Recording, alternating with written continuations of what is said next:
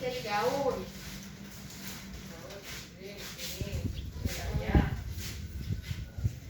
Tapi kok anunya apa daun-daun itu difermentasi dulu.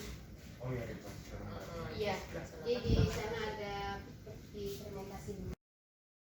Kecamatan Rolumbu terdiri dari 4 kelurahan: Kelurahan Pengasinan, Bojong Rolumbu, Bojong Menteng, Sepanjang Jaya. Dan jika semuanya digabungkan, luas areanya sekitar 1000 hektar lebih, terdiri dari 96 RW dan 600 RT. Sebagian besar Kecamatan Rolumbu daerahnya diisi dengan perumahan yang sebagian besar penduduknya juga bekerja di Jakarta.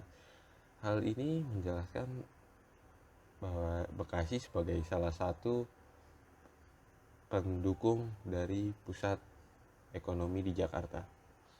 Dan sedikit tips dari jika berkunjung ke Rolumbu, selalu tanya jembatan berapa, karena itu akan sangat membantu bagi Anda dan yang ditanya. Kelurahan Bojong Rolumbu adalah pusat dari Kecamatan Rolumbu. Terdapat 5 perumahan di kelurahan ini. Ada perumahan Taman Marabun Indah, kemudian ada perumahan Rawalumbu, perumahan Kemang Pratama, dan perumahan Pesona Metropolitan.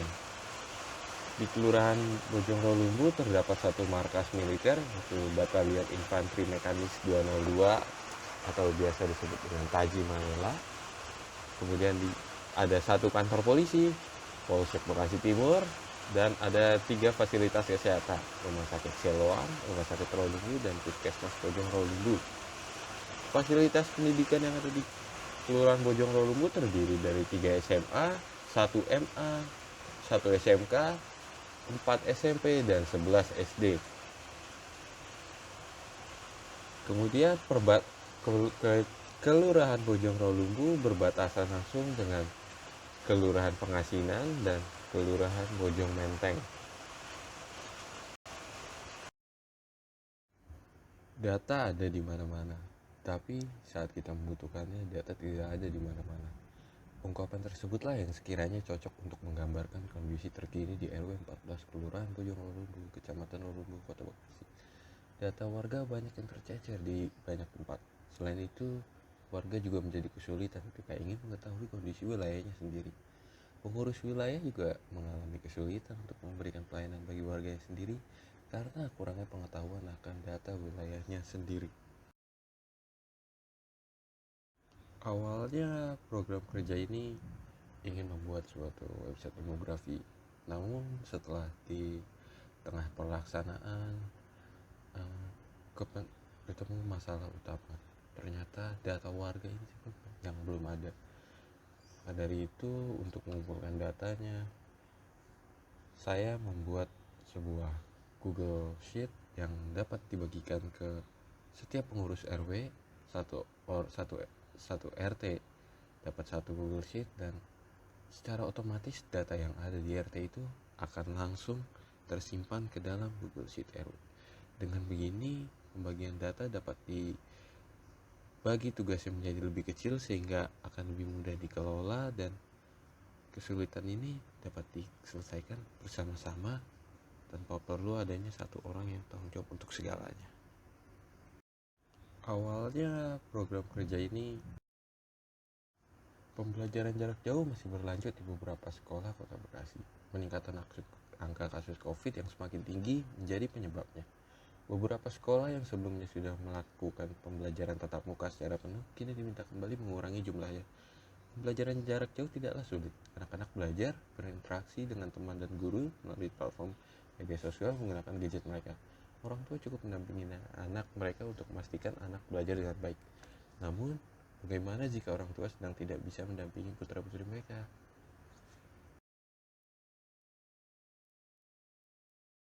Untuk mengatasi itu semua, dibuatlah sebuah buklet filter internet sekolah online anak.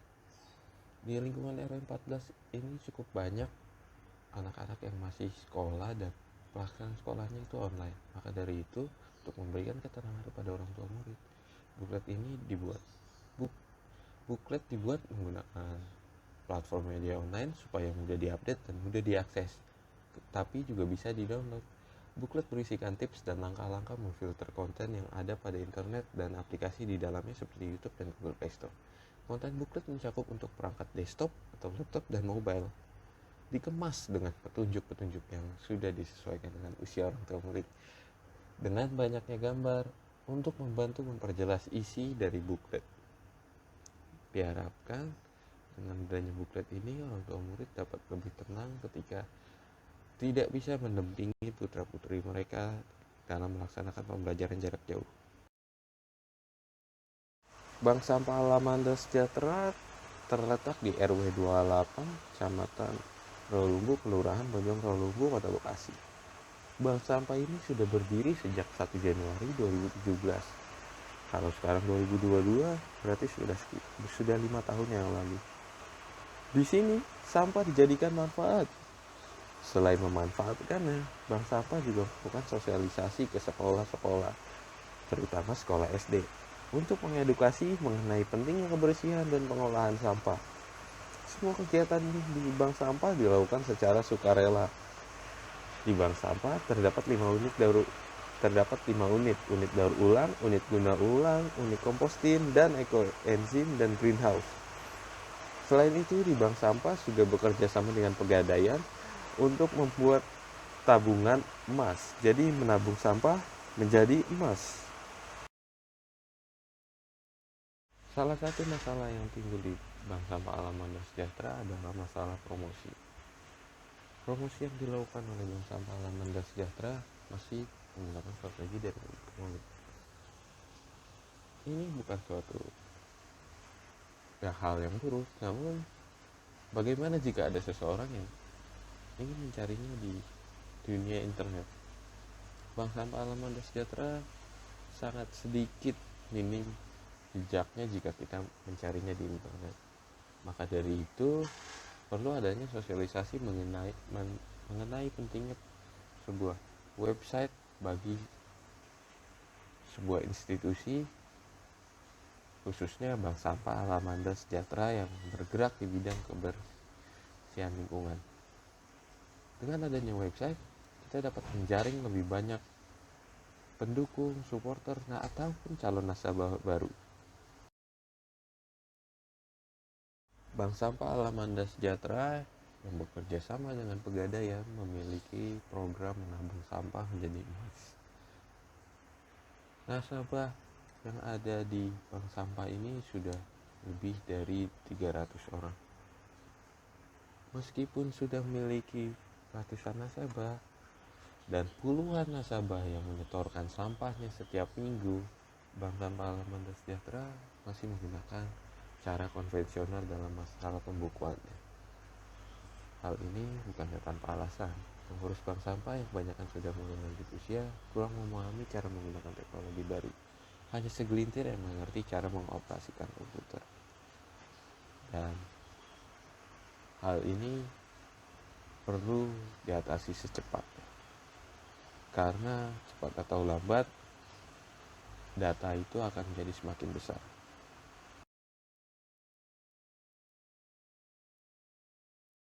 Untuk mengatasi itu, sosialisasi mengenai program Microsoft Excel yang dapat digunakan sebagai salah satu solusi pembukuan menjadi jawabannya.